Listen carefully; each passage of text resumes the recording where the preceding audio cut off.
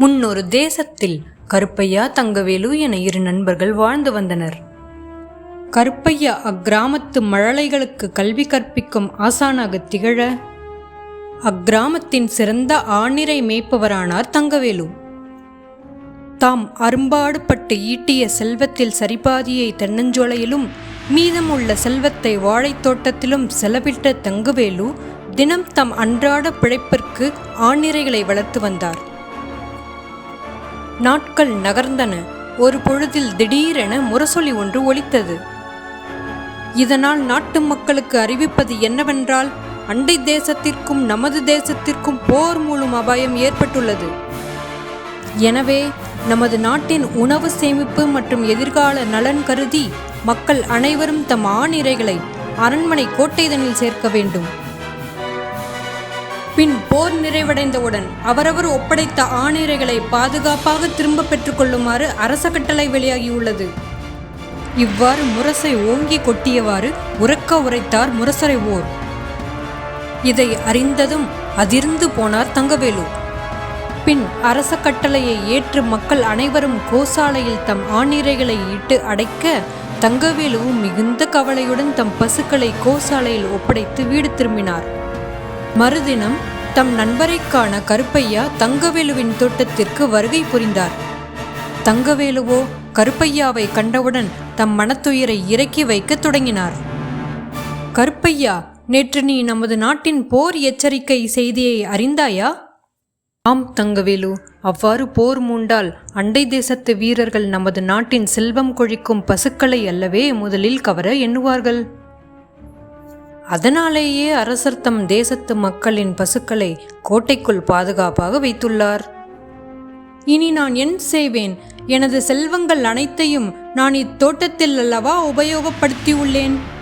ஆனால் இதிலிருந்து நான் விளைச்சலை பெற ஆண்டுகள் ஆகுமே. அதுவரை நான் என் மனைவி மக்களை எங்கனம் காப்பாற்றுவேன் என மனம் வாடி உடைந்து போனார் தங்கவேலு.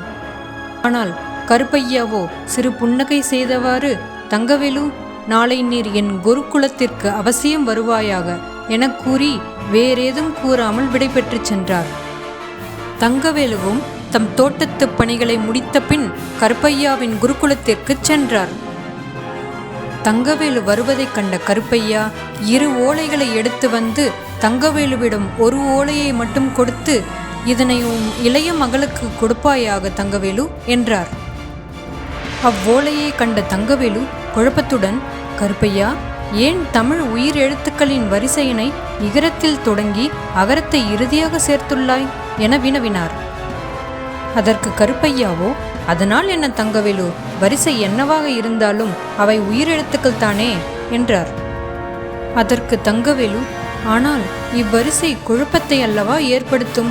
இவ்வாறு கல்வி கற்றால் நமது அறிவுத்திறன் முழுமை அடையாமல் போகுமல்லவா என்றார்.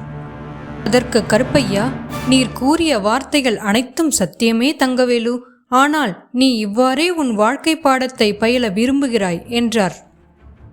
அதற்கு தங்கவேலுவோ மேலும் குழப்பத்துடன், என்ன என வினவினார்.